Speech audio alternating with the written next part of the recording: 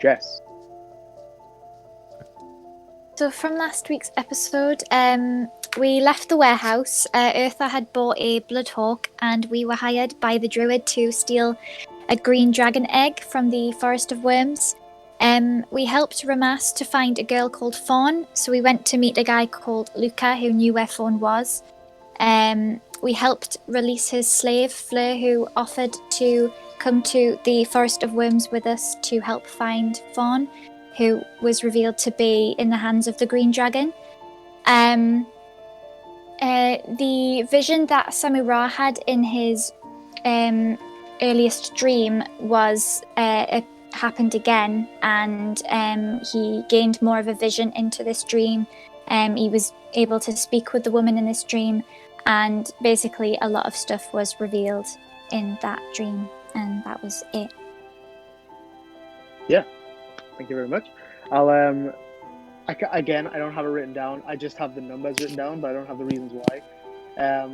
But so I've got Eartha. I had you written down for 2 inspiration, and Anya and Samu-Ra, I had you written down for 1 each last week. I've forgotten what they were. It's just I just jotted down the numbers, so you guys can give yourself those. So picking up where we left off, you guys had spent a few days walking through the Forest of Worms, and I didn't actually describe this because we were kind of hurtling towards the end, hurtling towards the finish line at the end of last session. But the Forest of Worms, the specific kind of forest, these are like redwoods. These are like tall trees. So like the lowest are like 15 to 20 feet, but in places the trees get like 40 to 50 feet tall. Like these are very large, very tall redwood trees. And where we left off, you'd arrived at the lip of this cenote, kind of this circular, open, massive well with like a lot of water in the bottom, and you could see these 3 grayish green lumps, which at first kind of looked like moss-covered islands, which, as your eyes kind of focused on what was beneath the water, this very clear, crystalline water, you realized this was the dragon, whose eggs you'd been tasked with stealing, Rallianate. So now that you guys have had a look at the cenote, I'll kind of give you guys the liberty of saying you back up a little bit so you can talk freely, without, risking waking anyone up or making a disruption or anything like that. So you 3, along with Eartha's brother Ramas and the slave doppelganger who you'd freed, Fleur, you kind of back up. You're on like the western lip of the cenote, so we'll say you back up. We'll say 30 feet for good measure, but you still got like a good view of the top, like the upper part of the cenote.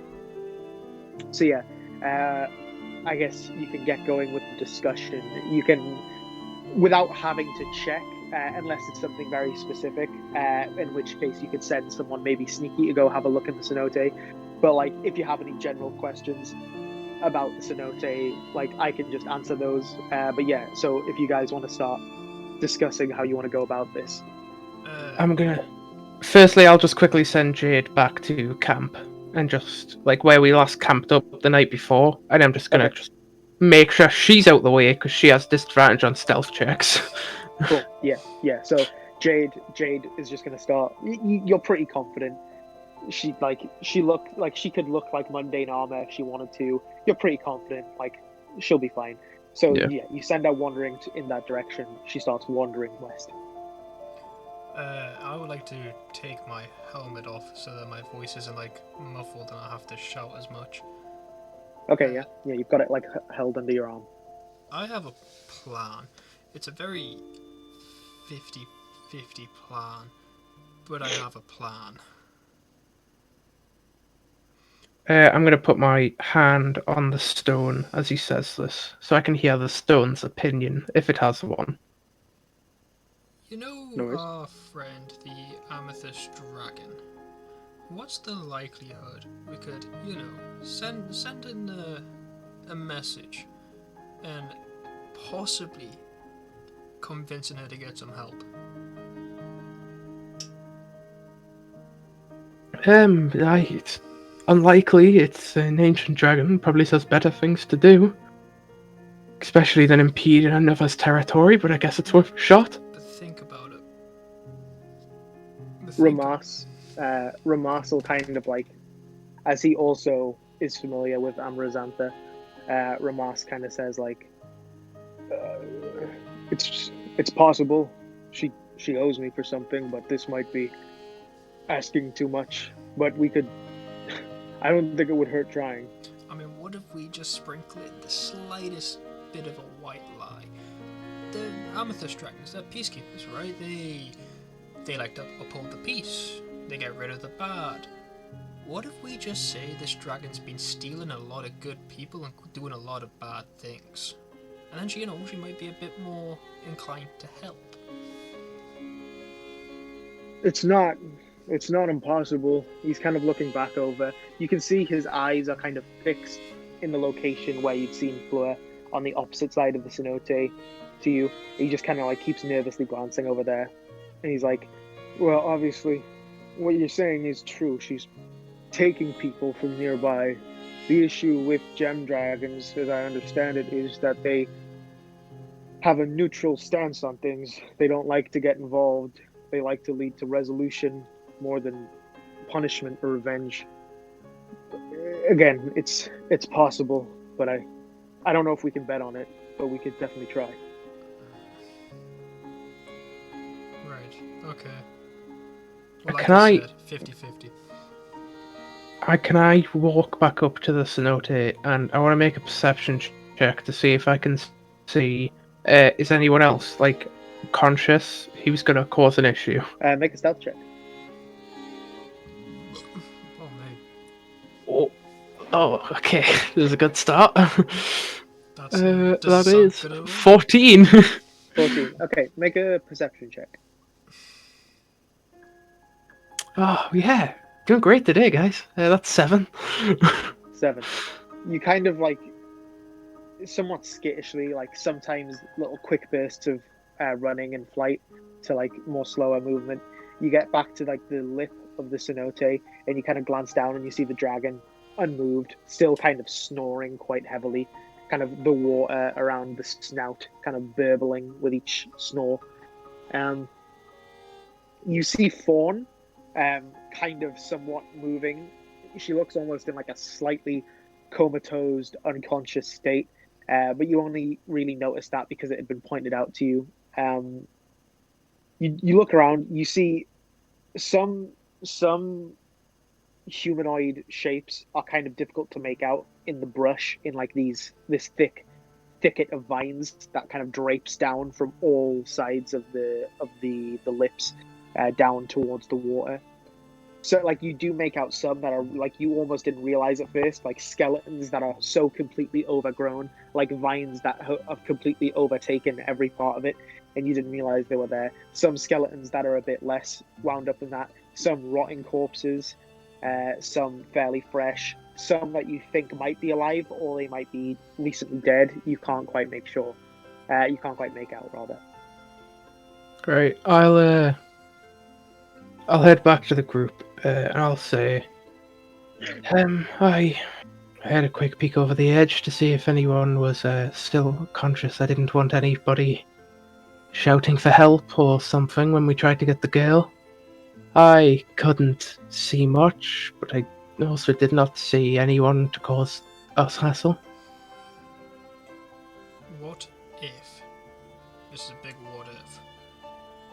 I know this probably won't work, but the dragon's asleep, so what if we cast silence around its head? There's a chance it might wake up from that though, as it notices the difference. But I'm hoping because it's asleep, it'll kind of be like, you know. Well, it should. Can I, as a magic user, would I know silence? Can you still hear? Yes, like, you know, if you, I don't know, you sniffle or you breathe or something, like something which is like extremely quiet and no one else can hear, but you can hear yourself. Nothing in the sphere makes any noise whatsoever. So Right. her ears, for the purposes of this, because you asked at the end of the last session, we'll say her hearing receptacles are submerged. So it would really be the difference between, that underwater pitch, like that hum you hear when your ears are underwater. It would just be testing the difference, whether that hum is the disappearance of that hum when that silence bubble appears is enough to confuse the unconscious dragon and wake it up. Alright, I'll pitch in then and say, I think putting silence spell around the eggs would be a better idea. Then hopefully the dragon's hearing won't be disturbed, but hopefully if we enter the water quieted enough, it'll not ripple and wake it, and it shouldn't hear us doing it either. We could also cast it on the girl, and that way at least her and the eggs don't make a sound. I can't guarantee things falling, because I have a feeling if we try pull her too hard, she might knock other things, like say a human or bones if there's any bones. Framus, you're able to use it a couple times, aren't you? Silence. Yeah, 3. I can cast it 3 times today. Well, I could cast it at a higher level, I suppose. Yeah. I think if we just do it on the girl and the eggs for now, that's only 2. A way of entering the water. I can cast rope trick, and maybe we can send down. And I'll point towards the doppelganger and be like, I'll point also towards Jess. If we send down you 2, maybe we can put the rope at a very slow speed. Hopefully, the ripple won't cause anything. You pointing to the doppelganger are very, very stealthy. You should be able to hopefully grab the eggs quite nicely. And I'll point towards Anya. If you could maybe make an illusion of an egg. Buy us some more time if it does wake up. You can see Fleur is quite nervous about this. She's kind of got her arms crossed and she's kind of kicking some of the brush at her feet. She's like, not that I think anyone here is going to be better, but I'm really not much good underwater. If you don't want to do it, I can always give it a try. You're no offense, a bird, so I'm not saying anyone's better. I'm just saying I'm not a huge fan, is all I'm saying. But I'll do whatever you guys need me to do. I'll try. Right. Well, before we finalize any plans, we need to firstly try and have a look around. If there's anything we can use, any small crevices we can hide in, it would be useful. I'm going to start heading around the cenote area and just try and see if there's anything within the first 200 meters. 200 feet where I can be, hiding spots, easy paths which are heavily embedded in trees so much that it would be hard for the dragon to spot where. So, in what kind of area? So 200 feet in what direction, or just in this? 200 feet, around the entire thing. I'm going to really go out and try and spend some time. Okay, sure. Make a perception check with disadvantage. Can I start rubbing the soil onto my armor and that? 7. 7. So yeah, Eartha, you can start kind of trying to mask any of your scent or anything, just rubbing it into your chainmail. Samara, you spend 10, pushing on 15 minutes flying around the wider area of the cenote. The whole area, this area is completely unmodernized. There are no paths. There is no path through this forest, not even ancient ones. It's all just... the slightly good thing is, because these are redwoods, the gaps between trees are quite large. So, it's not particularly, difficult ground to cover. As you look around, you see a few, exposed roots that almost make cubby caves that maybe not all of you could fit into, but you find a few that are somewhat close together. You find 2 of these exposed root holes that maybe 2 or 3 of you could fit into, so 2 of them you could probably fit everyone in. You don't find anywhere particularly. Make an intelligence check. 15. 15. You don't see any big wildlife like that you would expect to see in a region like this, so close to the dragon's lair. You can probably understand that as being like, you don't live next to the lion's den, like you live far away. But there are smaller creatures like squirrels and birds, and you get the feeling that they're all watching you as you're kind of investigating the area, and you like land and you're like looking at the bottoms of trees, inspecting these cubbies. You see like small robins and finches in the trees, squirrels that are halfway up trees that stop climbing and like look down at you. Like you get this feeling that they're watching you. Can I just be like, and then just kind of like keep slowly moving? They don't react. You keep searching. I'll say the best you can do with your search of a 7 is just these exposed sub-cave-like structures that are like from exposed roots in odd angles where the ground level changes. You're not sure it would do you much good, but it's better than being out in the open. Yeah. I'll just head back to the others then. Yeah, cool. So about 15 minutes late. Oh well, is there anything? While Samura was off investigating the area, Eartha, you were kind of rubbing in dirt just into like gaps in your chainmail and like making sure it like dulls all of the gleam. Ramas is kind of just. Ramas is still quite focused on the actual cenote. Just every once in a while, keeps glancing back in that direction, kind of paranoid about it. You can see it's very much like he's been in this situation before. Like he's already staked out a dragon's lair once, and like he walked away from it last time, but barely. And so you can kind of see some of that paranoia left over. Like, okay, we need this needs to be done right. We need to do this right. Fleur is kind of just listening to your whatever plans you come up with. She's not particularly confident with anything that's been said yet, but she doesn't. That doesn't mean she thinks there's something better you could do. She doesn't really have an idea. She's just not particularly confident with anything that's come up yet. Anya, is there anything in particular that you'd like to do or say just in this first 15 minutes while Samura's off investigating? Be honest, no. Okay. So then, Samura, you descend back where you'd left everyone, and you just see people kind of standing around, somewhat silent, just kind of looking at all their equipment, making sure they've got all their ducks in a row. So Samura returns. Yeah, I'll kind of like land and go to Ufa, and I'll see he's like covering himself in mud, and I'll just kind of like point to my feathers and go, well, one good thing about being a bird, I already fit in.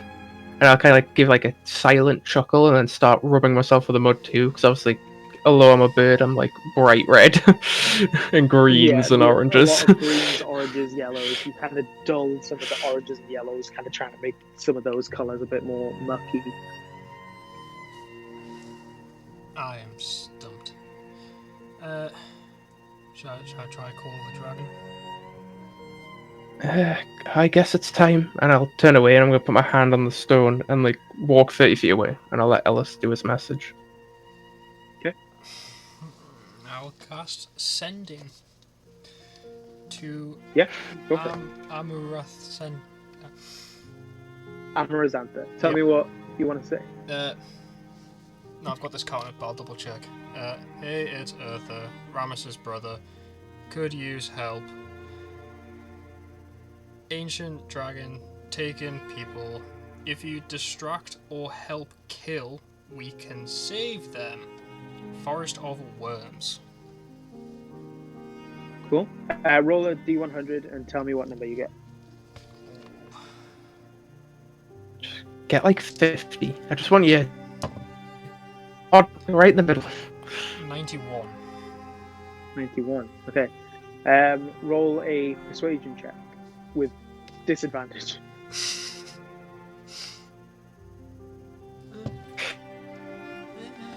Let's just hope the next one's a good one too. So I got 17 and 19 plus a 5, so 22? 22. 22. Oh. I'm hoping this works. It won't.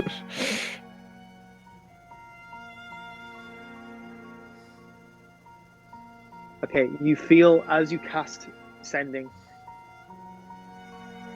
you feel it. You've never you haven't you don't have a lot of experience with the spell, but you feel it transcend and go further than you feel like it should. You feel it almost cross this realm and enter somewhere else, but you feel it land. And a few moments later, tell me when I am needed, mortal. That's it. I said where? I said Forest of Worms. Yeah, she said when. Oh, when? Oh. That sounds like it worked, Alice. Just wait a bit and we'll call it when we need it. Oh, wait a minute. We could totally, if it ends up going sour, we just call it and then it can be like, back off. I don't want to fight, but these guys are with me. There's the problem, though. It went to a different plane, meaning she's on a different plane of existence. Yeah, but she can teleport to the forest. Yeah. Any part of the forest. This forest isn't small, Yeah, I know. Jackson. She could Obviously, be the second flying away from us yet. The second we think things going south, like the second we see any hint of it waking, well, you send the message, Alice, and we just gotta run. But it's another Hail Mary. Right. Does my stone say anything to me after hearing that? Doesn't say anything. You just get the feeling like a shrinking feeling, I do not want this thing to see me. Like, if it doesn't already know that I'm gone, I don't want it to know now. Yeah. Especially because the con you're trying to pull on this green dragon, you've essentially already done to this amethyst dragon, trying to steal something from its lair. So,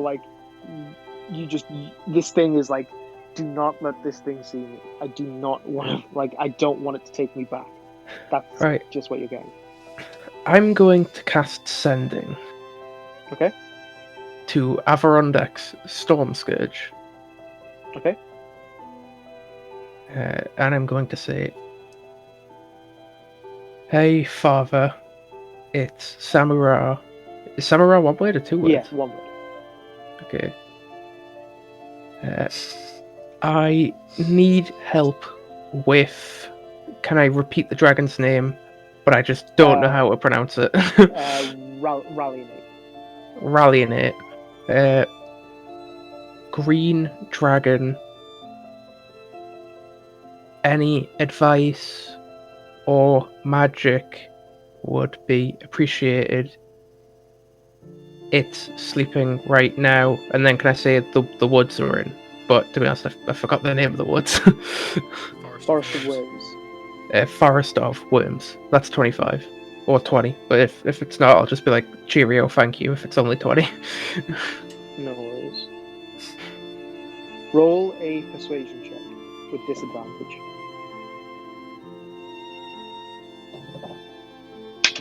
Cool. That is 14. You're not rolling good today, buddy. Well, look, it's not like it's an important time to roll well. And he's my father, so hopefully he'll, at least give me some advice free. You remember you've cast Sending a few times now. Icky took a little while to respond the first time. Now it's getting to a minute and you haven't heard anything back, and then eventually you just feel that the tie, that linkage just sever and you don't hear anything. Right. Okay. Kind of like joining a Skype call and then realizing the other person isn't there yet, and then being like, "Oh, I'll try again. I'll just come back later. I don't want to be the first one here." Right. Can I fly up to a tree where I can't be seen by anyone? Yeah. So you want to go like into the foliage? Yeah. Yeah, sure. You kind of dart up, find some tall branches, fairly easy in the redwoods, like in that top brush layer. Kind of bury yourself in a bit. And I'm going to, respectively go onto my knees, but like also I'm in a tree, so like if I, in a way which I can still stay in the tree. Yeah. And I'm going to pray to the deity, and I'm going to say, I'm trying to do what you asked. I am trying to be useful. As we said, we can help each other, and I am willing to gain more power. But I cannot do this without some help. Yeah, that's it. Roll a D100.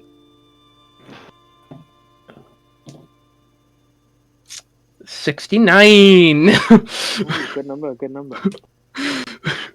You don't know if it's just a mental thing or if it's real, but you just feel like a cold spot on your forehead, and you don't know if it's just because you wanted to feel it or because you actually do feel it, and then your stomach rumbles and you just feel hungry. Okay. I'm gonna walk back to camp. I'm gonna walk up to Fleur, or I don't know, bad words. I'm gonna turn around and go, pass me the bag. Point at the bag Yeah, of holding. she holds it across to you. Thank you. Don't worry, I need you scouting the area to make sure nothing else bad happens. I'm going to go down into the water. She kind of like, she's still got like her arms tightly crossed. She kind of like leans in a bit. She's like, "Are you sure?" Yeah, I'm sure. I mean, if it goes sour, I am the fastest one flying. Yes, that makes sense. Okay, well, be careful. Yeah, I'm gonna Strange. walk away. Walk up to Ufa and Anya, kind of like Do you know what I want? gather everyone. I said walk away. I didn't say at any point I was walking towards that nest. I'll gather Ufa and Anya, and I'll turn to them, and obviously like kind of like turn to the like acknowledge the other two as well, like acknowledge everyone's but especially turn to my two party members and go, Yeah. I'm ready. Ramas kind of walks in. He's like, "I'm definitely not. We need to go over this more. That I am not ready. Okay, that's what he's doing. What are you two doing? What am I doing? What is she doing?" Points at Fleur. What are we going for? Are we going for the eggs? Or some of us going for the girl? Are we looking in the horde? What are we doing? We need to figure this out. Right. Gather around. So, Samurai, you're going for the eggs, right? So, I think at first, if you can cast silence on the girl, and I will try and fly into the zone and get her free and get her up to you guys. Okay, sure. Then, if you can cast silence on the eggs, I will cast rope trick and try and lower myself as slowly as possible, so that, it doesn't ripple the water, and I can try and grab 2 eggs or 3 eggs, however I can. I will not get too greedy and put them in the bag. I think the magic items will only get us caught. We don't have that much time. Yeah, I mean, you can tell he's just like, there's this look on his face, like,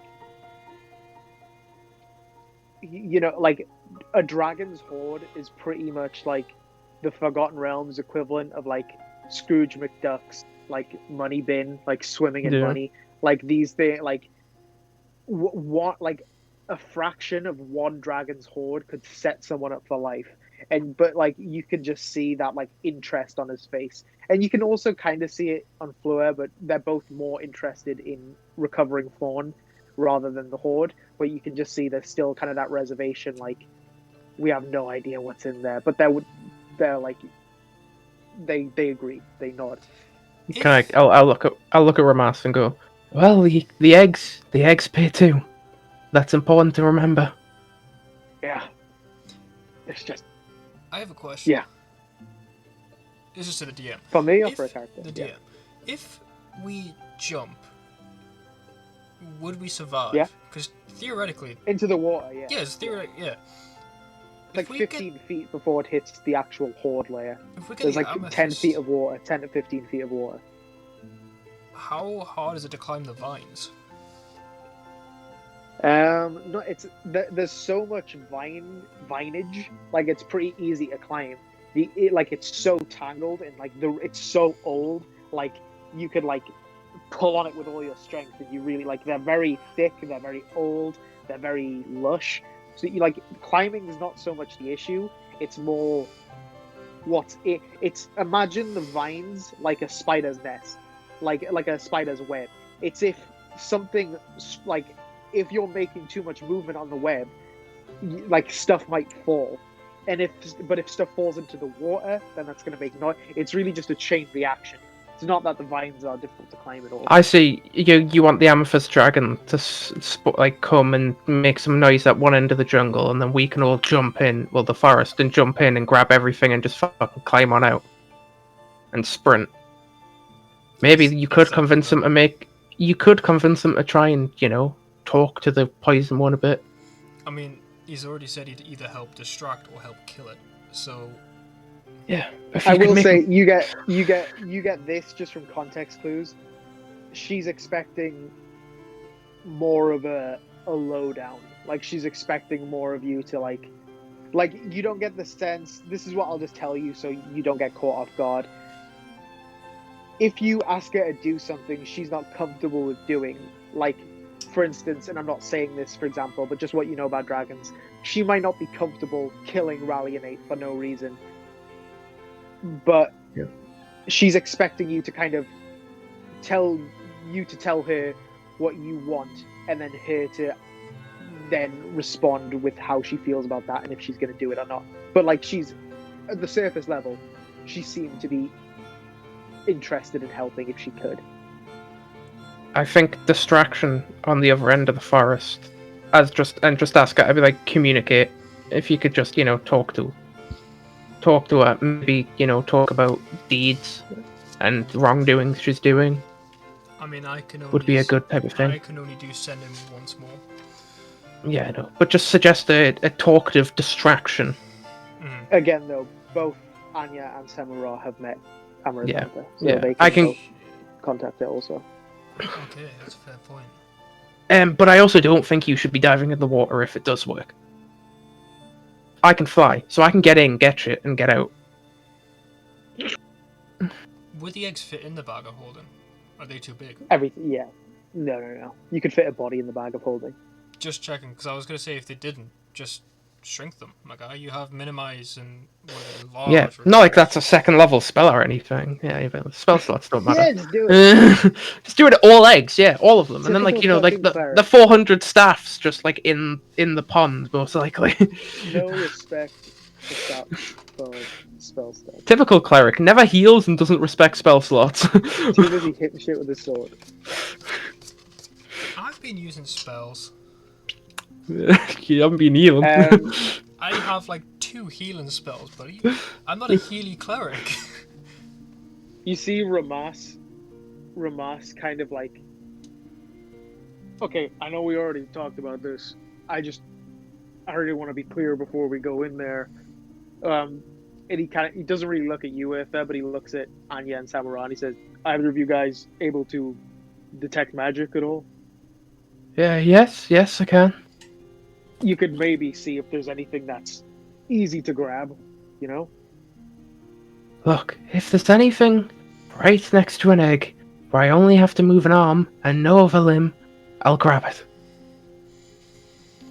Fair enough. Eartha, can you make an intelligence check?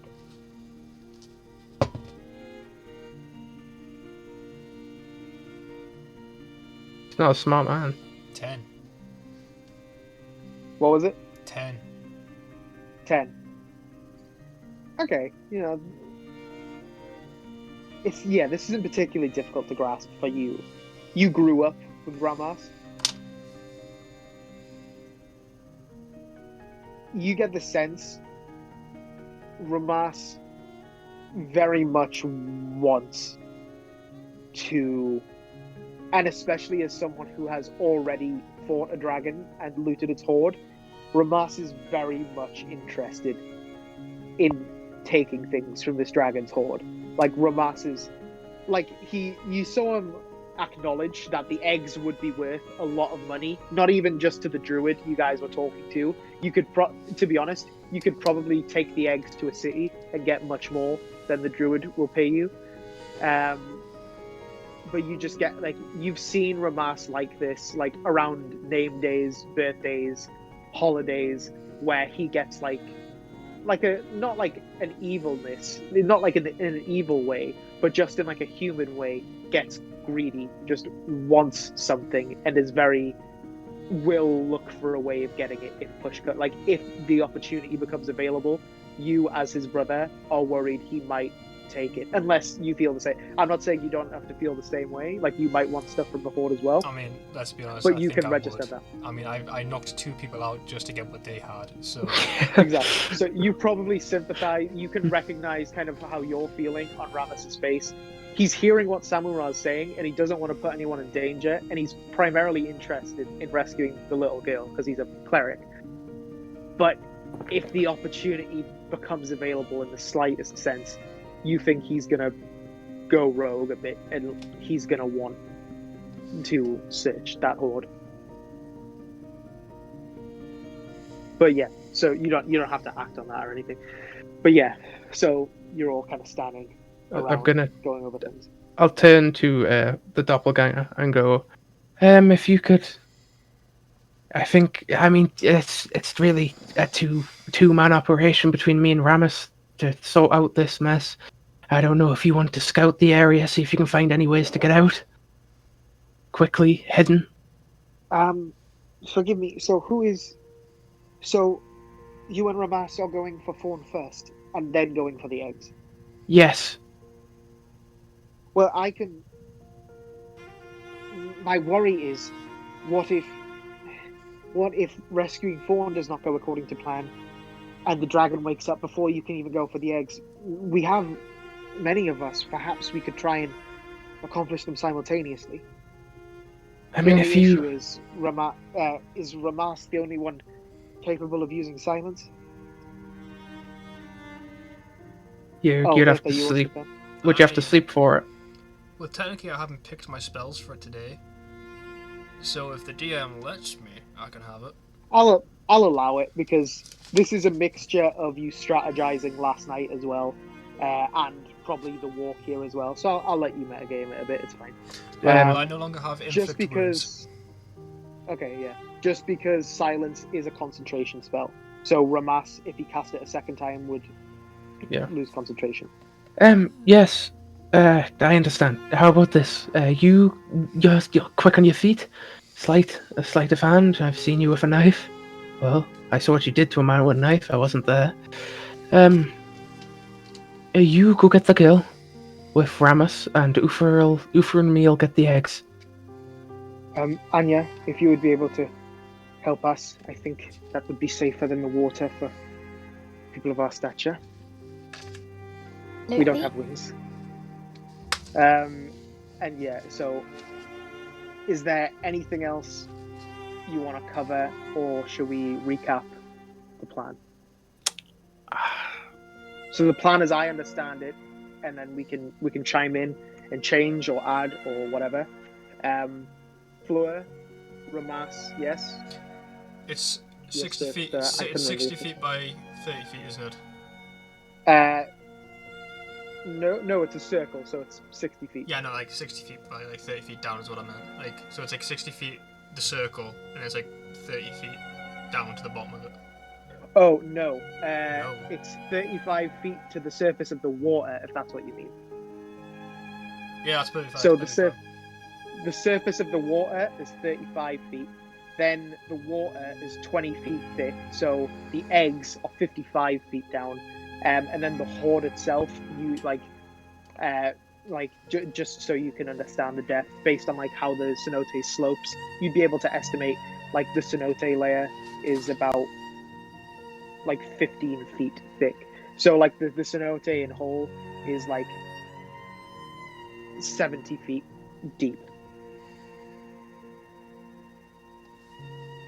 Okay, that's fine. I was just So- checking so because of the As, range of silence. as I understand it, Fleur. So what were the teams, and do you want to maybe divide them up? It seems like some of the teams are maybe more stacked. So was it Fleur and Ramas and Anya going for Fawn, and Earth and Samura going for the eggs? Is that right? Yes. Okay. Yeah. Okay. Is there anything you want to discuss about, like, so Samura, just to prompt it, like, so what is the plan? So is Eartha gonna cover you with the silent, like, how are you going? Well, I about need to getting check. eggs? Ellis, what is the range of silence? 120 feet. Okay, so Ellis is going to be on the edge, presumably able to cast silence on the eggs from there. Yes, he will be able to. Yeah. I am going to kind of like spread my wings, and I'm not going to flap them or try and fly in any way. I am just going to hold them out and kind of like jump and try and use that to glide slowly and nicely till I'm like in the middle of the pit, then cast a rope trick so that I can lower myself down 60 feet I have a question to the as eggs. well. Before I cast Yeah. silence, can I cast detect magic on myself? On yourself? Yeah, Detect magic you on yourself? Well, you have to. It's like a detect. You cast it on yourself, so then you can see the magic stuff. Oh, yeah. Oh, right. It says range self. That's why I said can I cast it on myself. Oops. Sorry, guys. Didn't mean to. I'm just quickly reading rope trick just so I know exactly what it does. You touch a length of rope that is 60 feet long, up to 6 feet long. One end of the rope then rises into the air until the whole rope hangs perpendicular to the ground. At the upper end of the rope, an invisible entrance opens to an extra-dimensional space that lasts until the spell ends. The extra-dimensional space can be reached by climbing to the top of the rope. The space can hold as many as 8 medium or small creatures. The rope can be pulled into the space, making the rope disappear from view outside the space. Attacks and spells can't cross through the entrance into or out of the extra-dimensional space, but those inside can see out of it as though through a 3-foot by 5-foot window centered on the rope. Anything inside the extra-dimensional space drops out when the spell ends. Okay. Yeah, so is there anything else? So is that okay if I can just kind of like cast it and then slowly let the rope lower me in? Yeah. Obviously, there's some tricks to it. Like when the spell ends, you're falling. Obviously, you have wings, Yeah. so but it's more like it'll be not graceful. Like it won't be stealthy looking. Yeah. But it lasts for an hour. So like if it came to it, it's a fair amount of time. Yeah. It sounds plausible on paper. That's like it could work. Actually, take it back. I'm not casting detect magic Okay. because I've just realised that I can only see stuff within 30 feet of me, and if I'm at the top, I'm going to see nothing. Yeah. There's no So point in the me horde casting layer.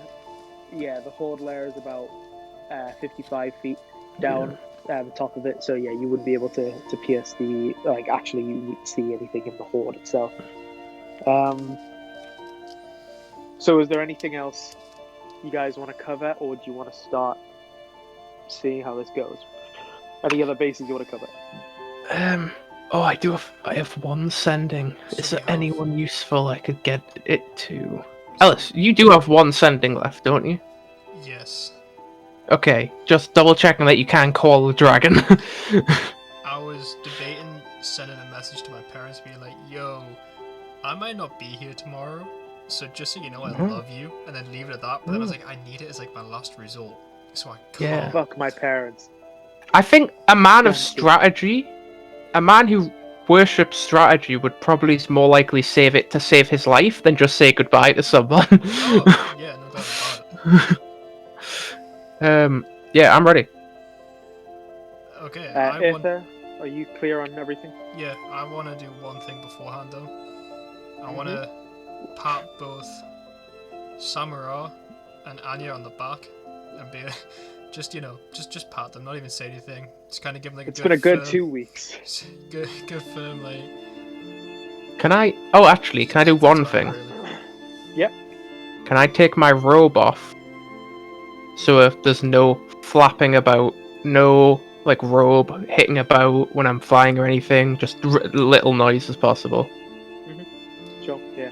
You just tie something to you, so you kind of you've got like some loose undergarmentry on. Yeah. So like you're not gonna get like it's still winter, so you're not gonna get like buffeted by cold or anything. You're just no ornamentation. Like you restrict. Yeah, Anya, are you clear on what you're doing, or would you like a step by step? I think I'm quite clear on what I'm doing. I think I'm just helping Fleur and Ramas retrieve Fawn. So Yeah, I just mean, in following terms in of their this, lead. I'm only in charge, like for pretty much for this. I'm in charge of Fleur and Ramas. Role playing wise, you guys can be in charge of their stat blocks. So we'll pretty much we could pretty much just say like when we'll do them simultaneously if that's how you want to go about it. But like you guys can. So Jess is Anya. You're with Ramas and Fleur. Jackson, Ellis, and Jess, you can decide what the other two are doing and who's doing what. So we'll do that. So, are you guys ready? Do you want to approach or anything else? Pick my helmet up and put it back on. Yeah. So you. Abba's gonna go onto Ufa. Yeah. So Abba, little yellow spotted frog, hops up onto your shoulder, kind of glance down at it as it hops from Samura's hand. Are you guys ready? I'm gonna call Newt, give him like a final little stroke, send him to sit in a tree, and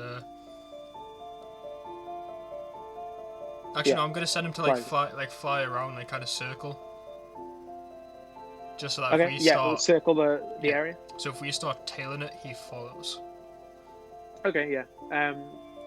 There's plenty of smaller birds in this kind of region, so doesn't necessarily make a stir. So yeah, he's just kind of clockwise watching the vicinity. So you guys approach the western lip on the rough map I sent you. That's the bottom, not the left, but the bottom lip of the cenote. You can see fawn tangled in vines about 10 feet down from the edge, pretty like kind of not straight across from you, kind of slightly at an angle, but more kind of like more like further away than she is close. You can see the eggs in the center. You can see Rallyonate still sleeping, making a tremendous amount of noise and burbling the water. The sky, like the trees here at the edge of the cenote are probably not as big as in some areas of the forest. They're about 25 feet until like the actual brush of the foliage.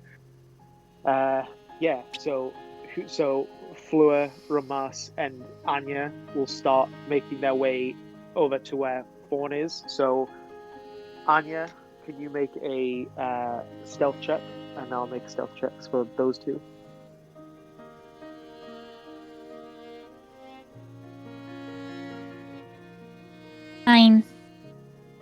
Nine. Yeah. Okie dokie. Shit. Oh no.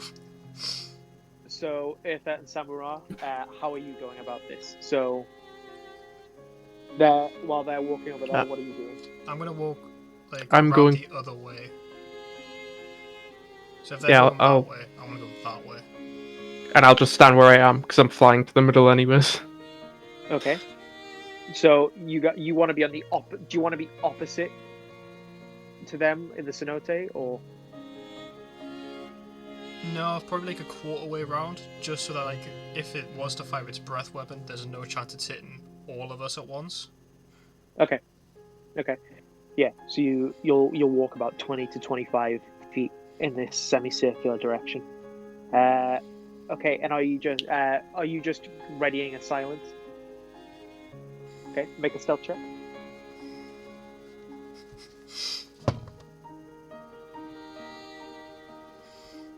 I think it's time for an inspiration. I really do. That's a nat one. I rolled an 18. 18. Okay. Oh, You kind of like you feel some brush crunch under your feet, and you kind of take 2 light steps forward and fall to the ground, kind of flattening yourself, make yourself as small as possible, then peeking over the edge, and you realize Rally and Nate's still snoring. You think you're fine. And as you look across the cenote, you see Anya, Ramas, and Fleur approaching the ledge 10 feet above the tangled fawn. And Samara, what are you doing? I will approach the ledge, standing. I will put a thumbs up to Ufa, and I will jump and put my wings out so that I'm kind of like gliding down slowly and like a bit stealthily, and I don't even want to flap them. And the second I'm over the middle, I'm going to cast Rope Trick with the box exactly 60 feet above the eggs, so that I can lower myself down to the eggs. Okay. Make a stealth check. Oh, that's good. That's good. 23. 23. Okay. So Samara, you kind of glance to the left to Eartha and give him like a quick thumbs up, and you, trying as quietly as possible, only flapping your wings ever so slightly just to kind of balance yourself and really keep that glide as you kind of head towards the middle. You notice a slight movement in Rally and 8, but you realize after a second it's just a standard sleep turn as you descend. And at which point are you casting Rope Trick? I want to cast it when I'm in the middle, like directly above the eggs, so that the box is 60 feet above the eggs, so that I can hold onto the rope and then like kind of like lower. Oh. And Eartha, have you already cast Silence? Yeah. Okay. So I'll grab. The middle, I'll cast it. I'm gonna grab all the rope underneath me, by the way, so that the rope, the 15 feet which would be in the water, I have that held above the water, like as like a clog of rope I'm holding on to. Say that again. So where are you? Are you just above the water in the middle, right? Just above the water with the rope trick active, holding onto, because the rope in theory would be from the box all the way down and already in the water, because the rope just hangs. I want to, when I cast it, grab all the rope which would be in the water, and then hold it above the water so it doesn't hit and make a big splash. Okay. Eartha, where did you center Silence? It's 20 feet. It's a 20 feet bubble. So is it centered on the eggs? So I want the eggs to be like at the edge of the 20 feet. I want to get it as close to the top of the water as I can. Okay, cool. So Eartha, as Samura's descending, you cast Silence, and this, there's no visual, but you just see kind of like this deadened space. And Samura, as you kind of hover above the water and you go to cast Rope Trick, you can't. Okay, I'm gonna. Do I think that the silence has also not worked then? The silence has worked, and that's why you can't. It's a verbal. Okay. Alright. Okay. I am going to I'm just going to start lowering myself into the water as slowly as I physically can. But obviously, I'm not going to slow myself down if it's going to make a huge amount of noise. Like, the second my wings are, practically touching the water and moving it, I'm going to have to just kind of, brunt it and just try and get in and just not wake the water too much. As that's probably the riskier move, we'll then cut over to Anya, Fleur, and Ramas. So, for the purposes of this, not to cut Ellis and Jackson out, you guys are also involved in playing these characters.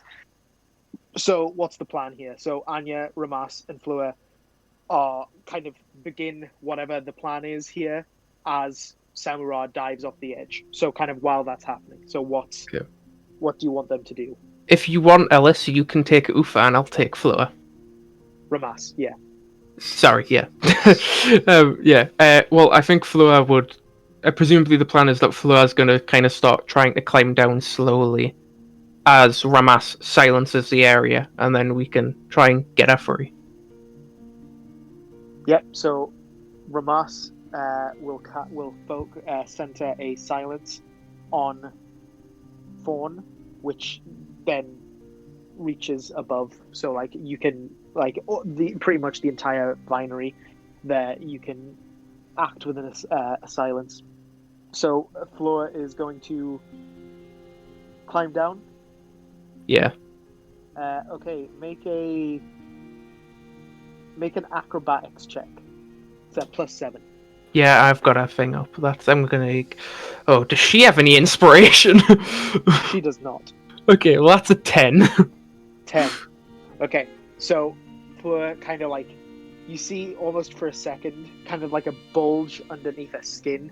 You can see like she kind of like, this isn't a true form. She's still in the facade of this pretty young blonde girl with whom Luca had apparently had an obsession. And you kind of see like some bulging underneath the skin as she kind of like uncomfortably just alters herself a little bit. And you can just kind of see some definition added. Like this girl looked quite fine and dainty. You can just see some kind of bulk added to her, some muscle. You sense it doesn't actually do anything. It's just like a comfort thing. Like, okay, I've got muscle now. I can do this. And she starts descending slowly. And she kind of puts a foot in somewhere where it shouldn't be, and it just completely, like the foot just completely falls out the vines, and some dead root just begins falling towards the water's edge. Shit. Anyone got a spell? What's on this? I only have shield as a reaction. Can I actually? I'm gonna. This is just for, because I said I half handle the role playing for Fleur. Can Fleur make a dexterity check, which is +4? 16. 16. Okay. With that, Fleur instinctively, like as that bit of dead root begins falling, Fleur is going to intentionally drop 5 more feet, like as soon as that, grab another bit of vine and attempt to kick the root towards the silence spell in the center. Can I try and catch it? Sure, yeah. Just to stop it from rippling in all the water. Make you as Samura, I'll handle Flores. We'll make this a Samura. Can you make a dexterity saving throw, and I'll make a dexterity check. And if the total is above 35, then we'll say it works. Okay, this is good news then, I'm pretty sure. I got 18. She got 17, so I think that's 35 exactly. It is 2 and 5 35. plus 20. Yeah, 35 exactly. Okay. So yeah, Fleur drops 10 feet and just kicks this chunk of dead root towards the center.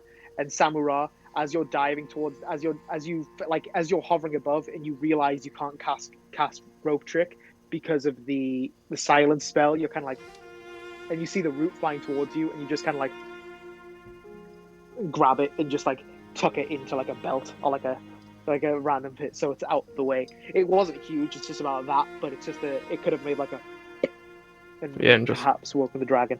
So yeah, Fleur we'll say that with that like that quick drop, Fleur is like now on level with Fauna. So Jackson, as Fleur, can you make a survival check, which would just be a +1. 7. 7. She is the roots around Fawn appear to be unnatural, obviously. Like, she's still alive, so she couldn't have naturally been here long enough, and she hasn't been missing that long for these roots to grow around her like they have. They are spurred on by the dragon, and they are incredibly thick, and she just can't seem to bear in. All she has is a butter knife that she stole from Luca, and she's trying to like desperately like gash them, and like even she finally gets a bit of the vine cut, and it just reattaches itself, or like she thinks that's what happens, but it's equally possible a bit of vine just fell and she didn't notice. Yeah. Do you want to try again, or would you like some outside help? As Fleur, can I try and gesture? How far down am I compared to 10 feet. the top? 10 feet. So if someone was to lie down on the edge and kind of hold a longsword down, it wouldn't be too hard to drop and catch. No, you feel pretty. There's a chance it could fail, but you feel fairly confident. Yeah. Especially as dexterous as Fleur is. Could I try and like point to Ramus and then kind of like action at the sword, obviously using one hand and making sure like I've very much on sure. So Fleur kind of like brings up her feet quite close to her left hand, which she keeps fixed on the vines, and pushes herself out. So you guys looking over the edge, Anya and Ramas can see, and she kind of like motions for the sword on his back and kind of asks, Eartha, as Ramas, can you make an intelligence check? Oh, this guy better not be stupid. With advantage. I was going to say, he's fairly the obvious. same. In fact, he's got slightly less intelligence than me. He rolled the same number twice, and that's 8. So, Ramas, you're... Can Anya make the same check? Because she's also looking. Good check. So, Anya, can you make an intelligence check? With advantage. Just to help a brother out, you know? Literally, help my brother out, you know? This Ramus guy is really crap. I mean, Jackson, I have 12 intelligence, Ramas has 11, so... 18. 18, was it? 19. 19. So, you see Anya, you and Ramas are looking over the edge, and you see Fleur going like... And you see Ramas is like... And you're like, you realize she means the long sword on his back. So what do you do with that? So wait, sorry, explain that. So she can't cut the vines. She needs Ramas's sword, and Ramas doesn't understand what she means. And I understand her, yeah. Yeah. Okay. I probably just say to Ramas, she needs your sword. You can't because of the silence spell. Oh, so there's but like you feel pretty good. You don't think he's going to attack you if he like you feel like you could just like. Okay, why don't I could just draw my. You would have to, if it's something smaller like a dagger, you would have to climb down a bit. No, I mean like to gesture to his, so I could pull out my weapon, go like that to him. Yeah, sure. And then have him pull out his. I'll say at this point it'll be pretty obvious. So Anya, you kind of like tap Ramas on one arm, and you kind of pull your rapier and kind of tap the edge of it, and he kind of looks at you and he's like, and he grabs the long sword on his back, and he kind of lies flat and hands it down, like pressing it down. Fleur, Jackson, can you make a dexterity saving throw? Is there? Sorry, I've not got it open. Let me quickly grab it. It's a +7. Okay, it's over 20. 23. Okay, yeah. So it's kind of slightly Ramas and Fleur. It's kind of slightly too much, like 5 foot. And Fleur, as you're kind of climbing up a bit, Ramas just drops it, and you kind of catch it by like the blade right at the hilt, and kind of like swerve it along as you kind of drop 5 feet down again and begin cutting. Make a survival check with advantage. That's a +1. 19. This time, yeah. You again kind of propping yourself out so there's room for the long sword. You kind of just cut through chunks of the vine. Whoa. That my D20 just went the distance. Get back here. Jess, you're probably gonna have to help them, like lift her up. Are you doing anything to stop foliage falling into the water?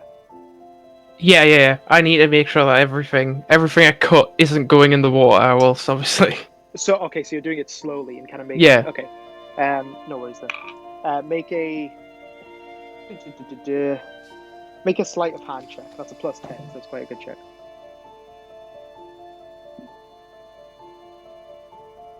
Is that a natural one? I don't want to talk about it. Okay, plus doesn't matter, I'm afraid. Wait, was that with advantage? No, it's just a normal check. Oh no, it was the other Did pillars with advantage. I didn't roll Okay. 2 ones, I only rolled 1. Ramas and Anya, as you're watching Fleur cut, you see she reaches an angle with the vines she can't quite cut, and she moves the sword in an awkward way, and it hits rock underneath. And you know when you hit metal with something and it like that horrible feeling in your arm? Fleur kind of jams it and she just drops it, and the sword starts flying towards the water. Ramas will not be happy. So he doesn't have a weapon. Is Mage Hand reaction? I don't think so. Can we... How long do we have until it hits the water? It's okay. Pausing the world, just like out of fairness. The surface of the water is 35 feet down. I'll say you have about An 6 action? seconds. Yeah, you've got Yeah. an action. Shit. Fuck. Find something. I'm gonna start counting down from 20, and I'm not- everyone just has to shout. I'm not- Hang on. I'm not- hang on. 20. I'm not in the air yet. I'm not in the water yet. Can I cast Samura's Air Slash to try and blast the blade upwards? Hitting it with like a bit of wind to just hit the blade up to her or into the wall, into a vine where it'll stick. You think you might be able to hack that, but it'll make noise. But it'll be like, that'll be much Nine. less. Anya? Anya. Is Yeah. it within 30 feet of Anya? Yes. Right, I'm going to cast Mage Hand to quickly How much catch can the Mage long. Hand carry? No more than 10 pounds. Okay, I'm gonna look up how much a standard longsword weighs. We're already on 30. It should weigh less than the eggs, because I know the eggs weighed more than 10 pounds, and they were like the size of a watermelon or something like that. 2 pounds. So- A longsword weighs 2 pounds? 2 pounds, 3 ounces. That's startlingly. Wait, is that from the player's handbook? No, I just Players hand Look- plus 3 labs. 3 what? 3 lab. So 3 pounds. Okay, 3 pounds. Okay, that's way lighter than I thought. Like a longsword would be. Oh my Yeah, god. You're, Okay, you're that's thinking cool. you're thinking of a great sword. That's 6. No, I'm just thinking of something made of metal. yeah. I thought it would weigh a lot. Okay, so yeah, Anya, you kind of like Ramas is like like hands in his hair, like that's my sword, like that dragon is gonna have my sword, and then you Another kind of one. just you dash your hands, whispering that is there a Shit. verbal component? Is there a V in the component section? Yeah. Alright. You're like, you go to cast the spell and no words come out, and you realize you're in the silence bubble and the spell doesn't work. 5, 4. Samura's Air Slash. I'm just gonna do it. Can I cast hold person on the object to hold the object in place? No, you cannot. But air slash, let's try this. So this is the cantrip you recently made, correct? Yes, I need to make sure it doesn't have a verbal component. Because if it does, we are in trouble. I like how everyone's just standing in bubbles of silence, like, why is there no sound? Ugh. Wait, I thought they would have been outside of the bubble with where the bubble was Nope. centered. Oh shit. Well, I mean, we didn't spend, like, I'm just assuming you're all following the same kind of thing because it made sense. Like it made sense what you were saying about keeping it on the bottom. So I'm assuming that's what. I mean, I'm This not one in the was. silence. I'm nowhere near a silence, but I can't cast Yeah, Mage you're Hand. You're the only one else. Let me grab Alice is this. the only one that can audibly say "fuck" in this situation. Right now? Say again. Whereabouts is Eartha right now? He is kind of somewhat opposite you on the other side of the cenote. Oh, right, okay. As he was casting silence. Samura, Mhm. verbal. Yeah. And Samurai, you're like panicking, and you remember the spell you most recently made, and you say the enchantment and slash your hand, and you just see nothing happen, and you're like, it happened again. Alice, And do you not have silence? I have silence, but I've cast it. Move it! Just move it! I want to cast a second think you silence. Can I cast a You second can't. silence at where it would land in the water? What's the distance? 120. Yeah. You can try, but you can't cast 2 concentration spells, correct? I can, Yep. but I have to make a check. No, you can't. No, it I just can't. Not simply with it simply concentration. moves it to the next one. So, but I could try and just sink and You've just got not 3 move. seconds to decide, Aether. 3, 2, 1. Doing what are that. you doing? You're moving it. Cool. So you kind of just panicking, seeing everything else fail. Ramas's sword is about to hit the water, and you just click the silence to move to its next place. It's an action, but I'll allow it. It's fine. Yeah. So the new silence bubble. I'm gonna give it disadvantage because there's so much movement in the water, but there's no noise. So I'll give it disadvantage. Ancient green dragon. Yikes, dog. Plus what now?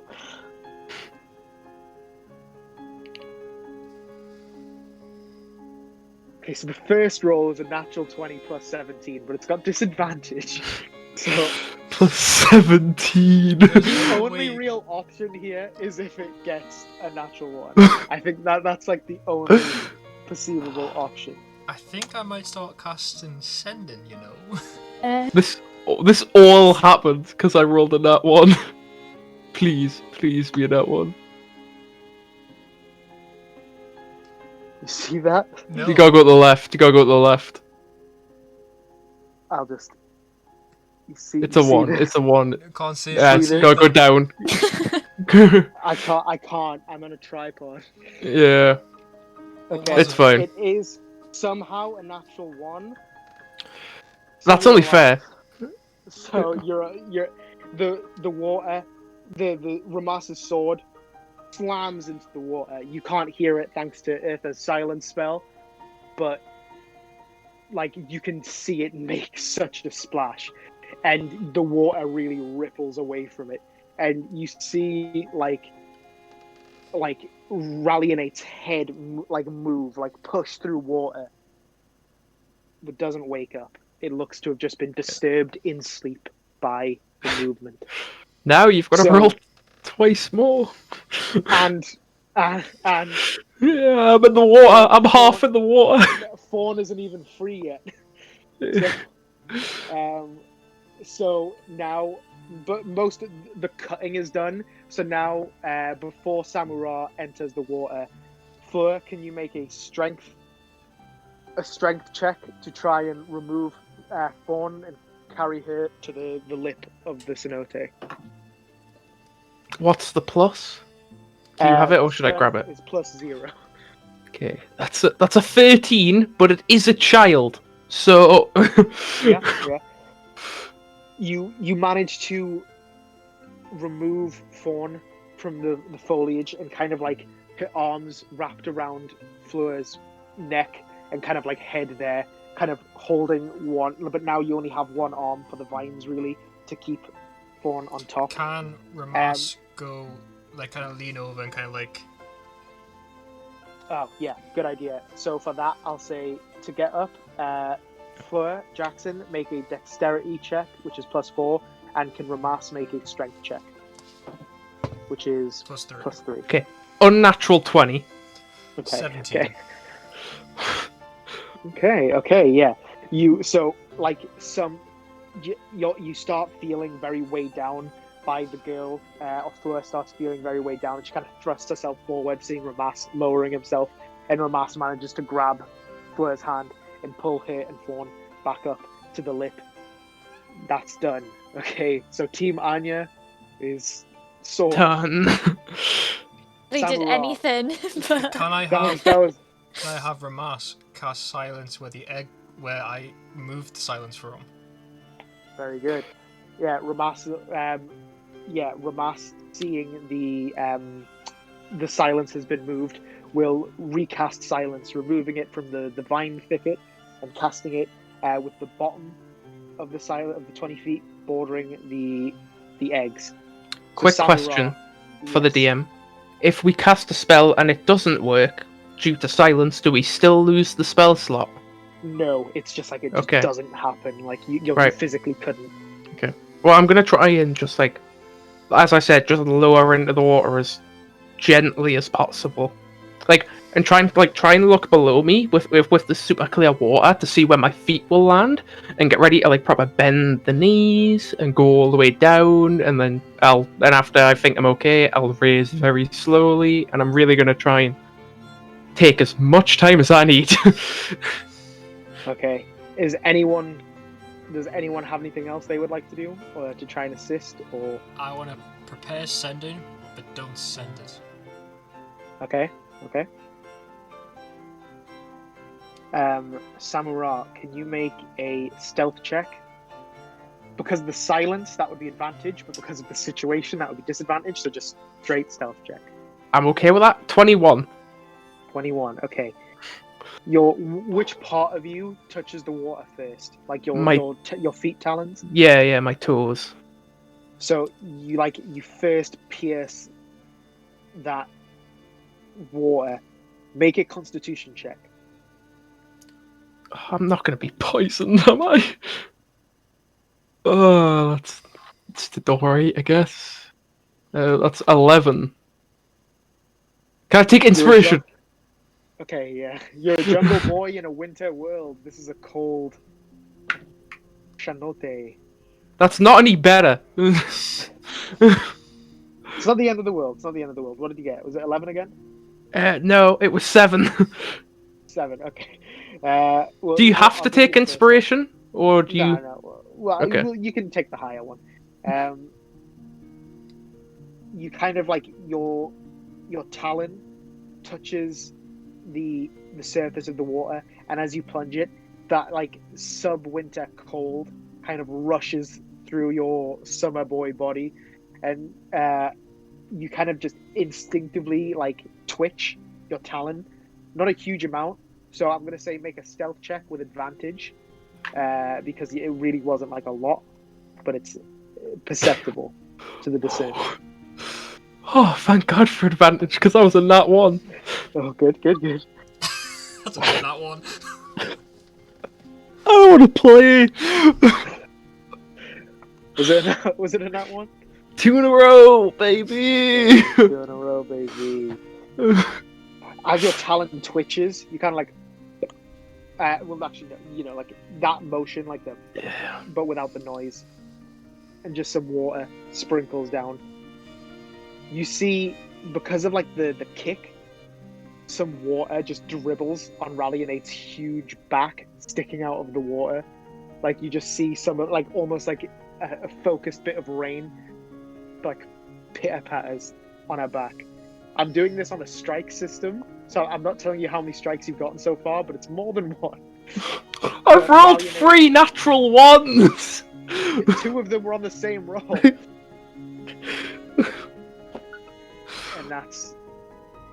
And that's yeah. So she isn't awake, but And I'm in. The amount you have now pierced the surface of the water, but the amount of like sleep movement she's making, you feel like she's close to waking up. But Okay. you've pierced the water. You kind of keep lowering yourself, very slow movements of your wings, until your wings touch the water, and all that's above, you're just floating with like your shoulders and head above the water. What would you like to do?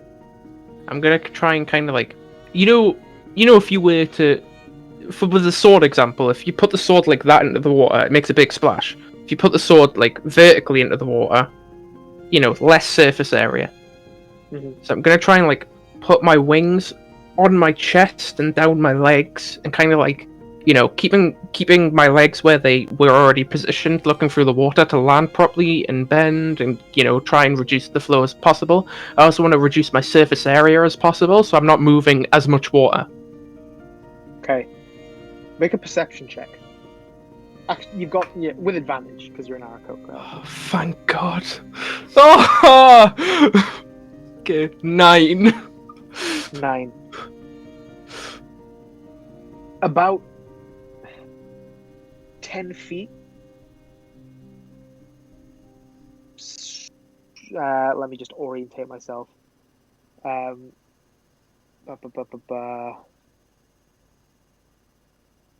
About 10 feet northwest of you, 10 feet towards Rallyinate, but not right next, kind of 10 feet away from the eggs, 10 feet away from Rallyinate, in between the two of you, you see a staff, a 5-foot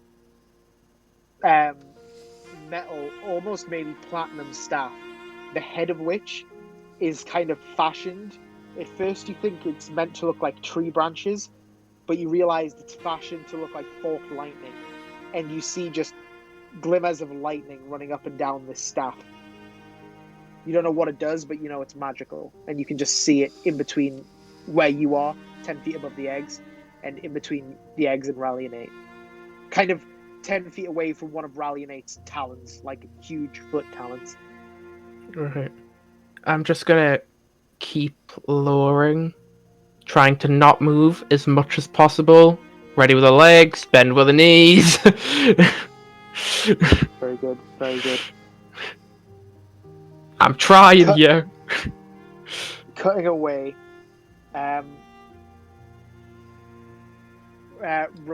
Anya, Ramas, by this point, is going to start walking around the cenote to Eartha.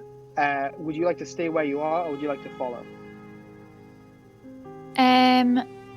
Fawn is currently up top, isn't she?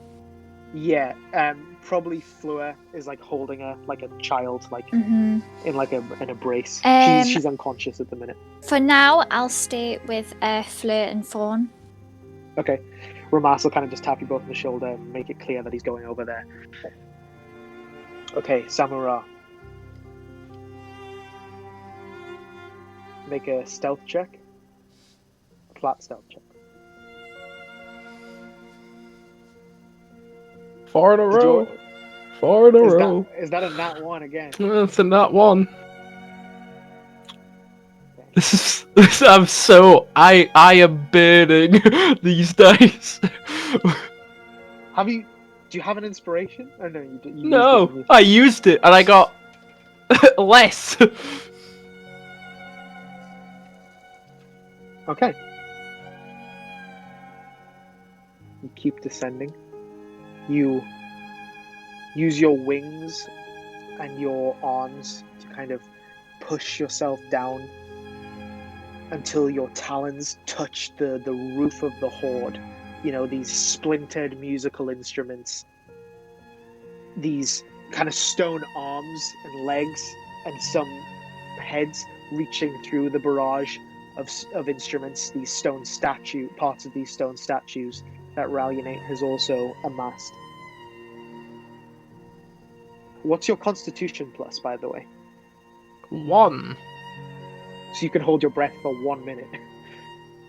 So it's probably been about 30 seconds if you're slowly actually I'll say 20. And you reach, so you're level with these eggs. You kind of look around, you get a good glimpse of that staff in between you and Rallyinate, about 10 feet away. The 5 eggs right in front of you. You can make a perception check to see if you want to try and perceive anything else, but you don't think Rallyinate is awake, but you are right on that line. I'm not gonna fuck around. If I've got 40 seconds left, I'm gonna spend. Obviously, Samura's probably thinking like he doesn't know the exact times, but just for Jackson's to tell you, like 20 seconds each on each egg, and then just like up. You know, like, well, maybe 15 seconds in each egg, and then 10 seconds to go up. Obviously, if I stop. Make an intelligence check. 20. 20. You think it's more of a question of how many eggs you want. You think the smartest movement would to be use the bag of holding almost like a net and just scoop, but that is really more dependent on how many of these eggs you want to leave some. I want to more kind of like the same way as like you said, like a net, open it. But I want to open it and then go from above the egg and encompass an egg. like that, Okay. slowly, so that the water, like, fixes itself very slowly as well. And I want to do that for 2 eggs. So you only want to take 2, yeah? 2, yeah. Okay, make a sleight of hand check. I'm going to say with advantage, though. I want you to know that I have rolled another nat 1. But you have advantage. Yeah. So that is 15. Okay, like you said, you spend 20 seconds getting carefully putting the first egg in the bag of holding. These eggs, now that you get a look at them, again, like watermelon sized, quite heavy, very dense. That they kind of have this almost like oil spill pattern on them.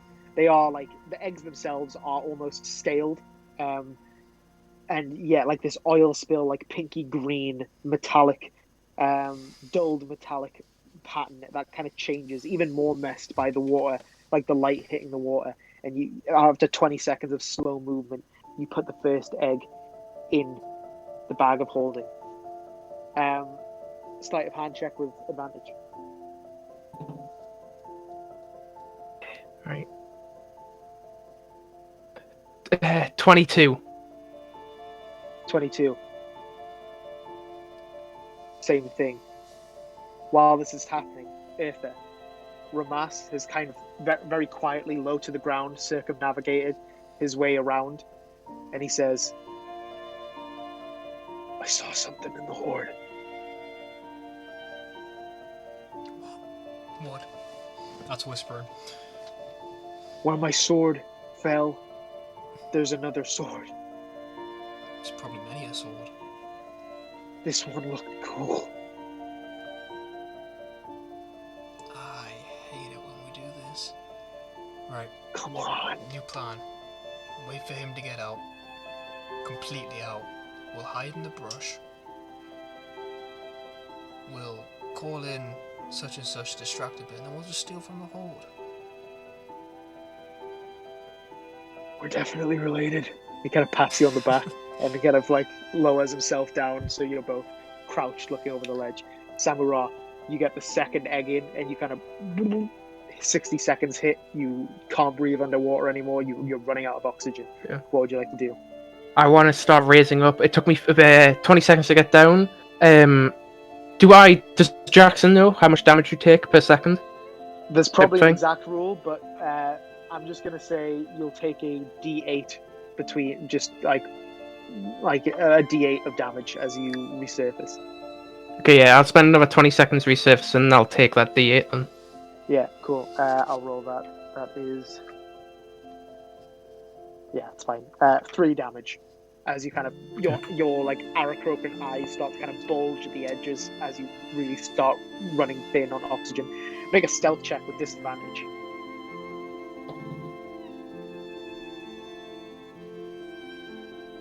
I didn't roll a 1. What did you roll? 8. 8. About 10 seconds, you try to slowly ascend, but you're running out of oxygen, and you just one quick flap of your wings to so you can breathe again, and you but obviously no noise, it's just the movement of the water. And as you burst, yeah. If I'm out of the silence zone, am I able to cast a spell? You're not out of the silence zone. You just burst out of the water, so you're still within 10 feet. And as you emerge, you see one of Rallyinate's eyes. Yeah, sprint. Sprint. I'm gonna cast double my movement and get 100 feet away. Okay. Yeah. Okay. So you kind of do a spiral as you emerge from the water, kind of water almost like in a tornado splash around you as you kind of center yourself, kind of slightly flying in the air. And as you look forward, you see one of Rallyinate's huge eyes staring at you, and you just kind of shrink up and start flying. Eartha, send it. Any time from now would be perfect. Just distract her in some way, please. Kinda urgent now. Okay.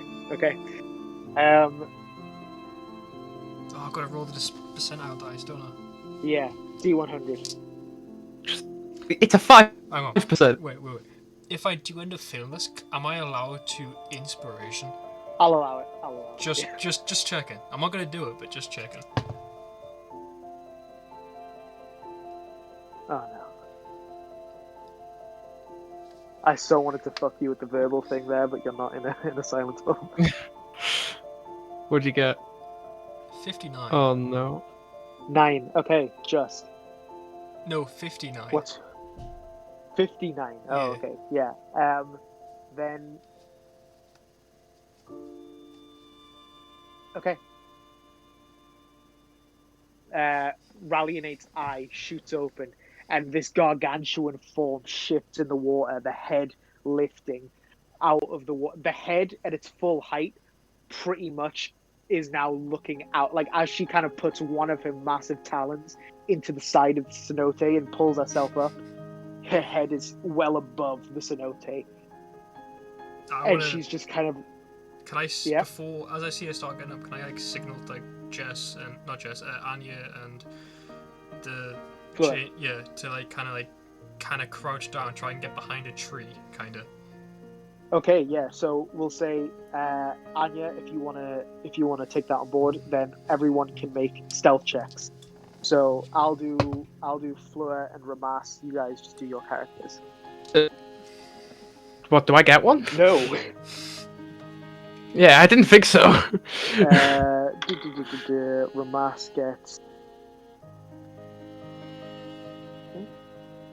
Can I say also I'm flying intentionally, like, just nowhere near the rest of them. Just like, if there's like them two, Jade, I'm like going that way, just like the opposite direction of all of them.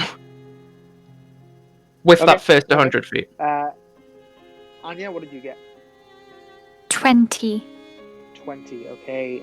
Irtha, what did you get? I got 17. 17, okay. So, Anya, alongside Fleur, who's carrying Fawn, you both kind of sprint back to the tree line and kind of skid to the ground and hide behind some tree trunks. Irtha, you and Ramas try and do a similar thing, but as you dive behind a tree, Ramas kind of trips forward and kind of just looks behind, and just, like, he just goes to grab his sword and then kind of like feels the nothing, and he gets this grim look as Rallyinate's staring right at him, but Rallyinate's gaze then turns to the fleeing Aarakocra, and you just hear this voice boom throughout the forest.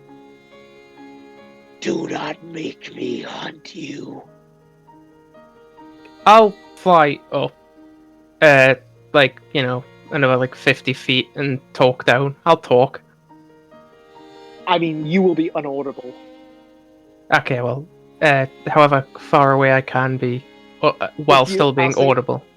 If you noticeably stop where you are now, with just about 100 feet of distance, I'll allow you to still be with. So you kind of like beat your wings and kind of like glance over your shoulder and very timidly turn around, still, you know, with flight on your mind. Yeah. And Rallyinate's kind of eyeing you, and then slightly turns her head to look at Ramas. Why have you come? I was told by a god she wants your life, and she's working with an amethyst dragon. Where? He should be in your forest in about 5 seconds, the dragon. Make a intimidation check. I'm not trying to intimidate, if that affects anything. I'm just trying to let him know. Yeah. It's more of just a whether like she believes what you're saying. Intimidation. Oh, that is 16. Not lying. Natural 1. Please. You see, she kind of her gaze turns from you, Samara, and looks down to Ramas, with like still kind of holding his hand, kind of behind his back, still in shock that he doesn't have a sword. And he just kind of like, he looks up and puts his arms down, and he's like, "Yeah, there's been a misunderstanding." And she's just kind of like, and she is going to make a perception check. Oh, we're all screwed. Oh, I really hope this dragon shows up. would you get disadvantage for me covering myself in dirt to try and mask Fuck my it, scent? I'll give it to you. Okay. Just because you're a piece of shit. There are more of you hiding. Oh shit. I'm kind of like. She It might not be you, Ellis. She shifts a massive form and like kind of lunging across to the other side of the cenote. Oh god. Still kind of grasping on to a side. She's just kind of moving around as she kind of investigates with her scent. I will step out. You kind of Like join what? behind Rumas. Like hands up, you know. Just... Why have you come? Can I repeat? Point towards the Aracroca. Yeah, and I'll say, the god goes by the Dark Lady, and yeah, there's gonna be an amethyst. You see a visible confusion, like a. What? Why? I do not. She said to come here, and Why does Tiamat send you? I don't know. He didn't say what you done wrong. He didn't say any grudges he had with you. Are you referring to the Dark Lady as a he? I'm confused with who. Yeah, sorry. It's just as I was Okay. speaking, it's just what happened. No worries. Okay. She's gonna make an investigation.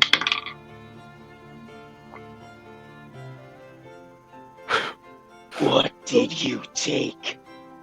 I was told to take 2 eggs, or I would be. You lie.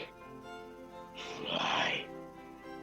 She pulls herself fully out of the cenote now, only her tail kind of dredging the surface of the water, as she is now like she just stamps on trees towards you, Samara, crushing part of the foliage. As she like, if you choose to say stationary, she's approaching you with her face, like quickly, like she's Aggressive, like to hurt me, or you don't think she's going to attack you, but she's definitely trying to intimidate you. I will hold my ground. I will give visible concern, but I will hold my ground. Okay. While this is happening, Eartha, Ramas turns to you and says, "I think now's as good a time as any." Are you serious?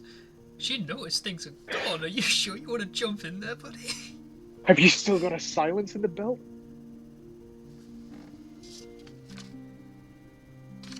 I have 2. He just runs at the edge and starts like he dives off the edge. I cast silence where he said, where it looks like he's about to land. Cool. Cutting back. Rallyinate's head is now like 20 feet away from you, Samara, gargantuan, and this horrible poisonous scent just kind of floods you. It doesn't do damage, but it's disgusting. And she just grimaces at you. You would deceive the deceiver. I'm just scared of what she'll do to me if I didn't listen. Which is not a lie. You're getting this sense of confusion, like this, like why is he saying these things that don't make sense? She doesn't. You get the sense she doesn't even think you're lying, because you're saying, like, the things you're saying would be such weird things to lie about. Like, Yeah. there would be a number of things you would lie about before you made up this lie. So she's just kind of disorientated. Can I just try and say like, I don't know. I've never met. I met him once, but I didn't. Well, him or her. I think it's a her. The dark I lady don't. is a her. Yeah. No, the dragon, the amethyst dragon. Nope, also a her. Okay, yeah, right. I only ever met her once, but I didn't even talk to her. The amethyst dragon. She might be able to answer some of the questions. It's a god. If I backed. I do not talk with the gem breed. She would not dare. And as she says those words, above the cenote, about 50, 60, pushing 100 feet above, this burst of existence as Amarazantha's glimmering purple form just erupts, shifting from a different plane into this reality, and releases this horrible roar as she, just like Newt, kind of spirals the area, but much bigger. And Rallianate immediately loses interest in you, Samara. Can I double my movement and go for that staff you mentioned? Sure, yeah. So this is all happening, but actually, as that's happening, so Ramas just sprints for the edge, kind of looking back at you, Eartha, and just swan dives off it. Eartha, you kind of sprint for the edge too, and just finger gun a silence down to the spot where he's diving, and you see him. You see this massive splash, and you hear nothing. Rallianate's so far away at this point, it's kind of off her radar. She's not far away. She's like borderline 100 feet away, so it's like, off her radar. And a few moments later, you see him burst to the surface with two swords in his hand. One is his normal sword, and the other, you see this. How to describe it? Let me describe without telling you any of its properties, because you would need to identify. You could very clearly assume that a weapon like this would have some magical features just based on its based on where you got it. Yeah, like where it's been living, but also like the craft of it is very fine, and it just doesn't look like the kind of thing that someone would have made simply as a showpiece. It looks very worthy. More words, as I am finding. Books are hard. You know what I'm saying?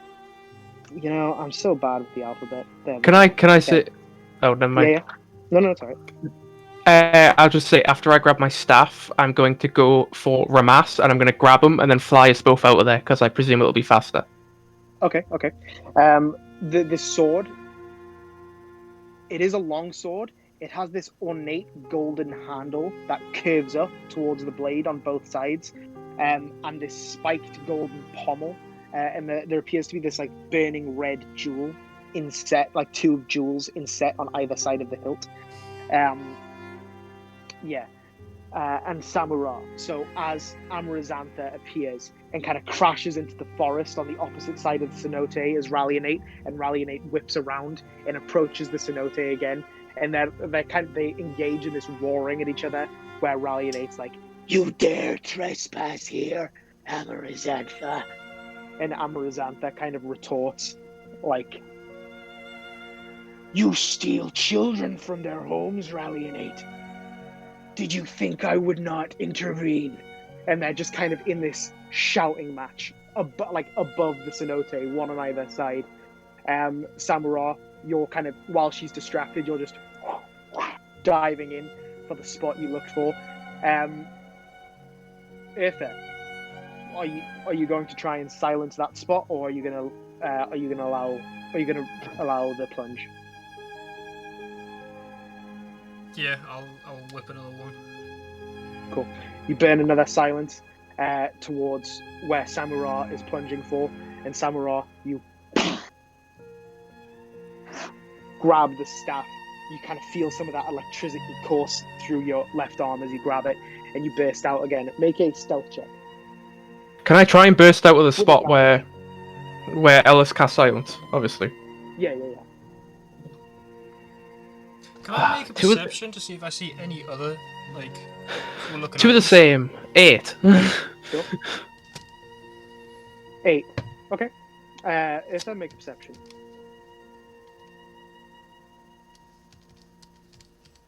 35. 35. The only thing you notice, like obliquely from your vantage, you see what looks to be a small flame under the water, like in the water, like a small flame that isn't being snuffed out by water.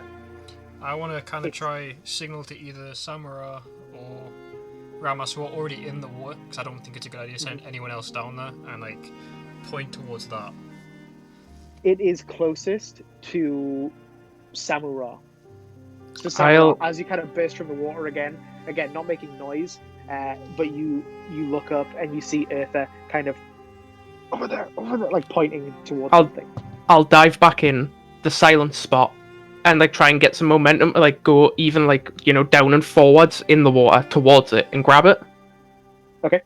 While this is happening, Fleur and Anya, you are both just like cramped together behind a redwood, and she kind of just like from over Fawn's head looking at you, she's like, "What are we?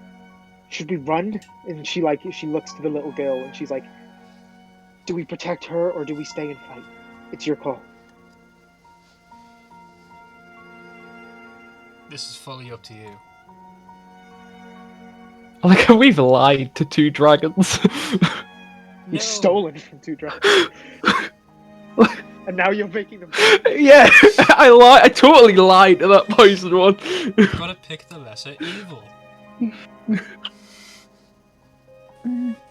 Can I ask for Alice and Jackson's help? Because I honestly have no idea what to do. I'll say honestly, no. This is such like a high blood rush moment. It's if Anya's just panicking, then that's totally like acceptable, like understandable. Like but you have Fleur and the unconscious Fawn. Fleur seems to be indicating she wants to start running. Not like showing a disinterest in helping, but she's more concerned about the girl getting injured. Or she's equally fine with like you both peeling off. So you could go and join the fray in case anything happens, or you could join her in. It's probably escaping to where Samura sent Jade to the place where you'd camped the previous night. Anya will convince them or gesture to them for them to run, but Anya's gonna stay put behind the tree. No worries. Yeah. Then with her free arm, Fleur will just kind of like give you like a half hug from over Fawn, and then kind of like pat your shoulder and just start running, carrying Fawn towards where you'd camped the previous night, where Samura had sent Jade at the beginning of the session. And yeah, so she is just trying to get Fawn out of danger. Are you staying where you are, Anya, or are you going to try and get over to Eartha? He's not currently in the cenote. Or are you trying to stay just out of the way from these dragons? I'm going to stay out of the way for now, until I decide to come out of hiding. Well, not hiding, but just until I find the time is right. Yeah, no worries. Rallyinate's voice kind of booms over the area as she kind of clocks what's happening, and she just like screams like, "They steal from me. They steal my brood. You allow this, Amarazantha." And Amarazantha, you can see, doesn't like that, and she kind of investigates what's happening. And Ramas has kind of got these swords, and he's like, but then actually, natural 20. Okay, yeah. Ramas kind of looks up and says, "You stole a little girl first," and like grabs a bit of the rootage, waiting for Samura to be finished. And then Amarazantha kind of just kind of being somewhat reassured by that sentiment, like it's a tit for tat kind of situation. they go back to this Godzilla versus King Kong, like just like screaming match. Samurai, make an investigation check with advantage because you've got good eyes. Just like to roll well. That's a +8. That's 18. 18, nice. Okay, you find the flame that Eartha had been motioning towards. It is just you see a candle, a small ornate candle, kind of in like an oil, like a carrying metal thing, a little lamp holder with just a candle, but the flame is just burning. Yeah, even though it's completely submerged in water. I'm just going to put that and the staff in the bag of holding. Then I'm going to try and rise to Ramus. And I'm going to turn to Ramus and I'm going to go. Obviously, knowing that they know we're here now, just burn off the stealth. The stealth doesn't matter. And turn to Ramus, like just underneath him with the bag open. Do you trust me? And kind of signal him to jump in the back. Ramas will just say, Ramas will chuck the sword and go, no. And start fighting. I'll wrap my arms around him and try and fly him up then. Make a dexterity saving throw to see if you catch the sword. I'll say with advantage because it's a fairly easy shot. That's 14. And a natural 20 from Ramas. Ramas kind of like chucks it at a very dainty angle, so when it starts falling, it really just, and you kind of catch it, latch it, swing it around, and just as he starts climbing up, you just kind of bear hug his waist and like really kick up. Yeah. But you took a lot of like your roving off, so, and a lot's happening, so I'll say you managed to get him to the top and just drop him at the lip and fly to some brush line. And at this point, the tension is kind of reaching its peak, and you just hear like there is a noticeable silence in the gap between the booming voices of these two gargantuan dragons, where Amarazantha says, Forgive them their trespass and allow them leave. And you live, Rallianate.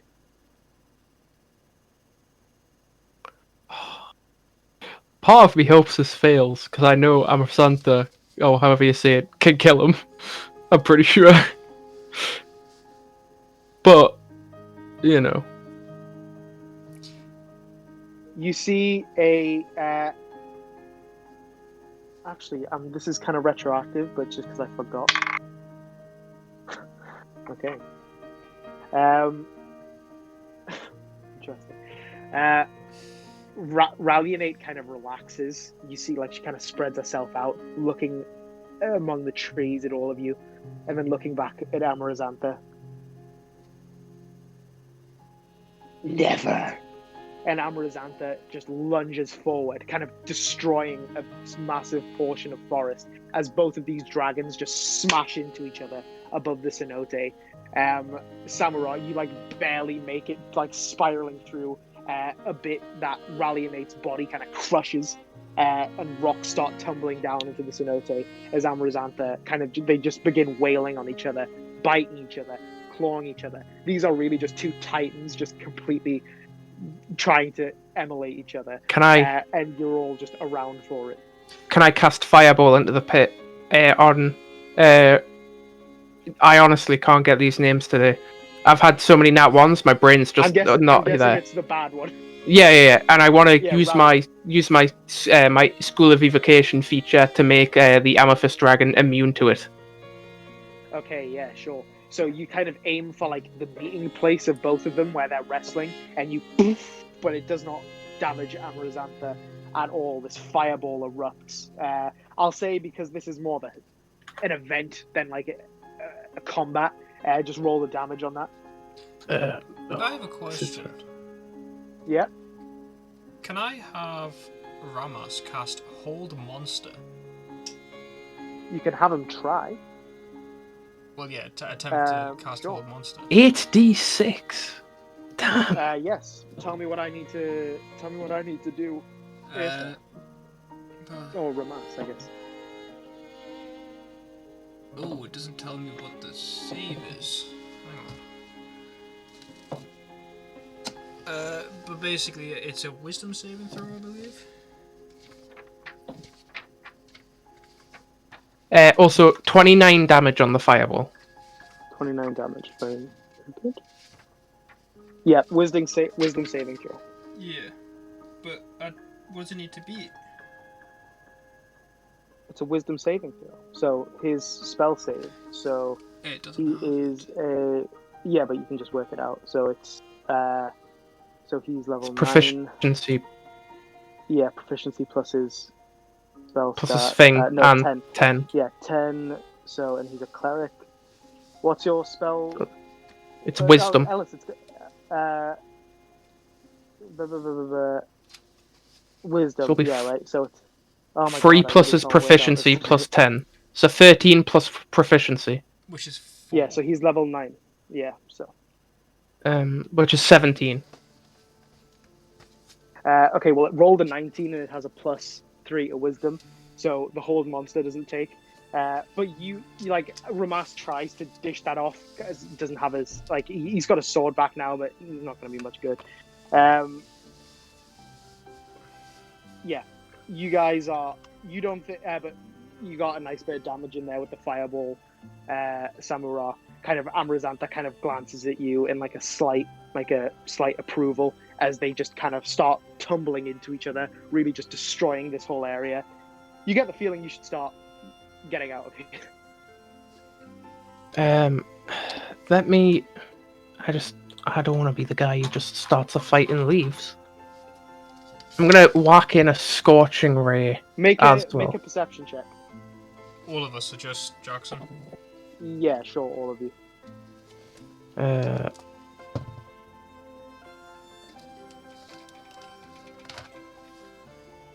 I got 11.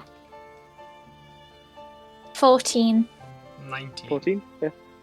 19. Okay. Irtha, you're the only one that clocks onto this. Amrazantha is very much not shooting to kill. She is very much just trying to weaken Rallianate into submission. She is not, based on the places she's attacking, the amount of force she's putting into these attacks, she is not trying to kill Rallianate. Right. Okay. Were you doing a Scorching Ray, Samura? I was, unless Ufa stops me. That one's stopping you. I mean, Okay, cool. Do I just roll damage again? we aren't going to be able to kill it either Yeah, way. sure. I mean, I was going to wait till I get 120 feet away and cast Guiding Bolt at 2nd level, but 9. That's 11 damage, and then I'm gonna start heading away. Okay. Yeah, you fire off another, like smashing into Rallianate's hide. can I make... When I get 120 feet away from Rallianate, can I cast Guiding Bolt? Yes. Right. I'm gonna Wait a while. use my actions from now on as well, just like double my movement. I'm just gonna try and fly as fast as I can to Jade, and I'll wait for the rest. Yeah, again, so this isn't really combat, so you guys can't really do a lot here. So you guys can just keep burning spell slots, but the main thing, she's trying to distract Rallianate so you can get distance. Yeah. So I'm just gonna start going to Jade as fast as I physically can. Okay, so you're heading in that same direction as Fleur towards where you'd camped last night. Yeah. So it's about half a day's travel. So let's go ahead.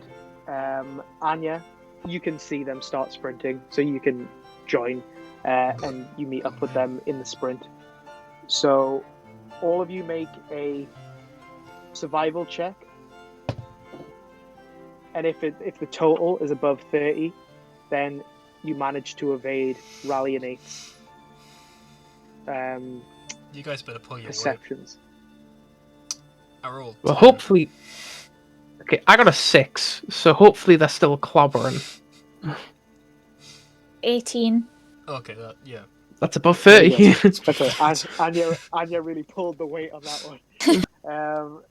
My +0 doesn't help.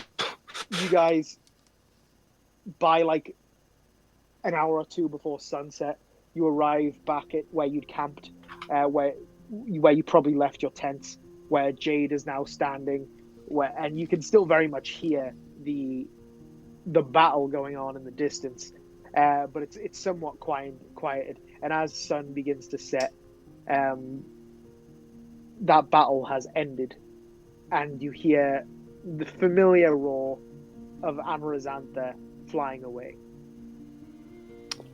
Can I just, as we're all a group, and I presume it's like nighttime by now. Yeah. I think we should keep moving. We can miss out on one day's worth of sleep. Ramas will kind of be like, there is shit in this woods that might as well be as dangerous as her. We should rest. We might need another sentence spell. Fine, we'll sleep. But you're not completely wrong. He kind of like, you see him kind of glance through some of the brushwork and the trees. What if we push on till midnight? Yes. Best of both worlds, I guess. And we'll keep on moving, I guess. Cool, yeah. So you push on till midnight, where you then get some rest. When you guys rest, you can see Ramas is very excited to see what his sword is. So he'll, like, with your permission, access your bag of holding and kind of admire it. Can anyone see what this is? Yes. Give it here. I'll pull out my staff and Ellis's flame thing too. Oh no, I Yeah. fully did that for Jess. That wasn't even for me. Well, I mean, you're the one who found it, so we'll just see what it is. I can't attune to it anyway. You got 3 things already? Yeah. What? I mean, What are you talking? What flame thing? That thing the eternal flame thing which wouldn't go out. That's just a you don't attune to it. It's a candle. Oh. Is it just an unstoppable candle? So you identified the 3. The candle is a candle of the deep. Can't be extinguished by water. The other 2 are more interesting. The staff is a staff of thunder and lightning, and the sword is flame tongue.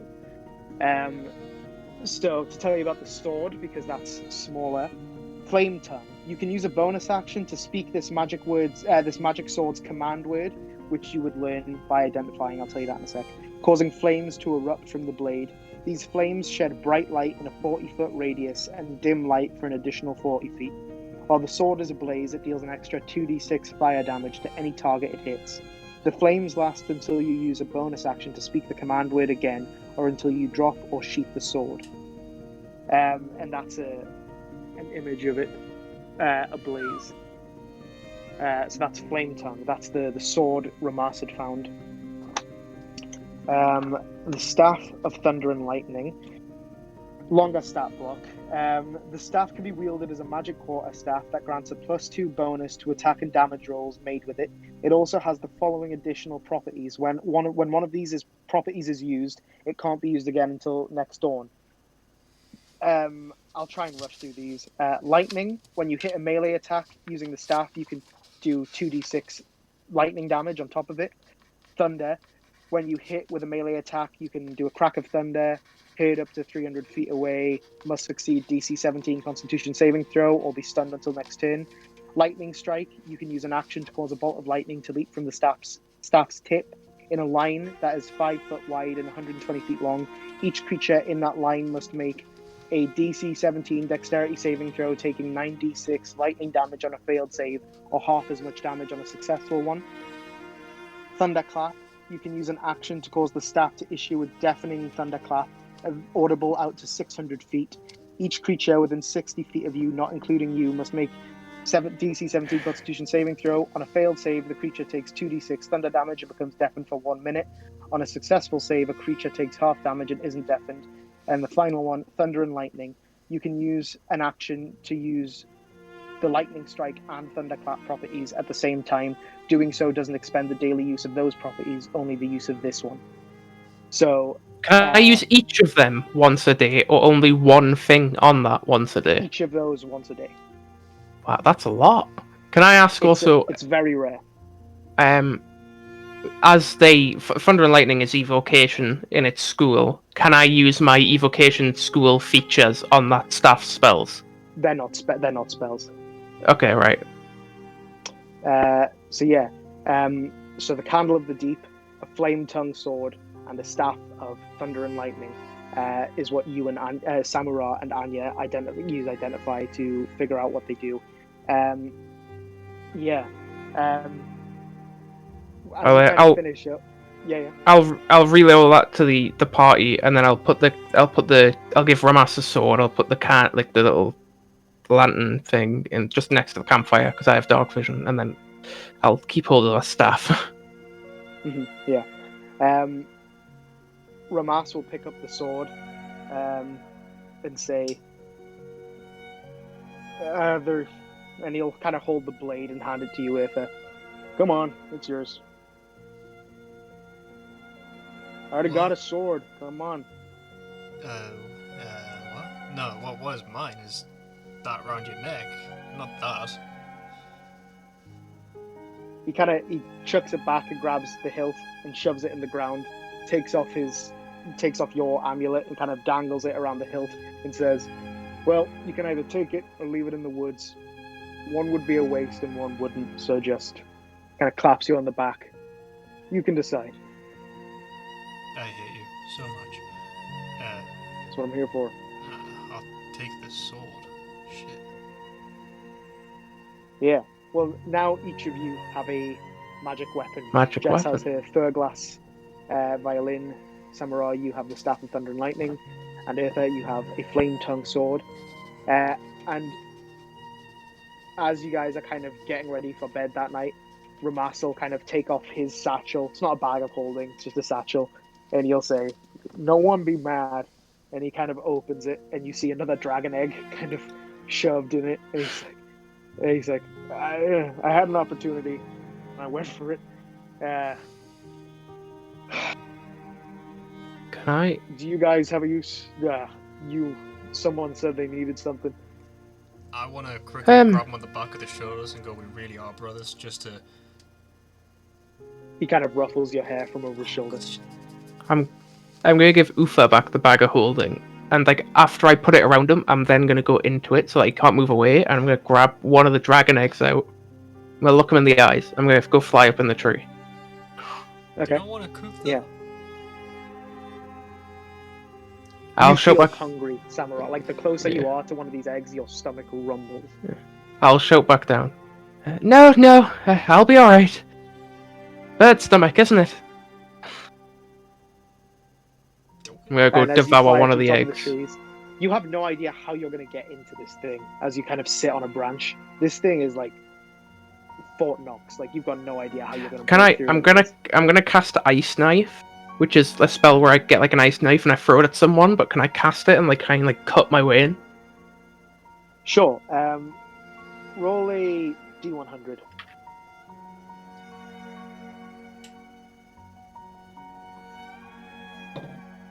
$27. 27.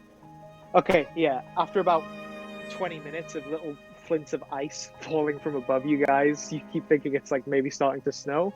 It's just Samurai kind of dashing an ice knife into this thing. It eventually kind of breaks open a bit, and you kind of manage to pry it and crack it so it's kind of semi-open. And you can see this egg is not in the early stages. Like there is a scaleless, small wormling writhing about. Can I kind of, while holding it, pray? And just a quick, it's not really, it's praying, but it's like, you know, it's kind of also not really praying, and just be like, do I need to cook this thing? You just feel so hungry. Yeah, I'm just gonna start eating. Just go to town, Chinatown. You reach your talon in, and your talon completely wraps around this small lizard, like scaleless winged lizard. All the muscle on display, covered in this goo. And you just kind of like, you think in your head, like, this is disgusting. But there's like this primal thing in you, this rumbling in your stomach, this need. And you just like start gnawing it. And you just hear these little tiny groans as you completely devour it. and you're kind of left in the trees. And you feel sated. You're not hungry anymore. And that's where we'll end the session.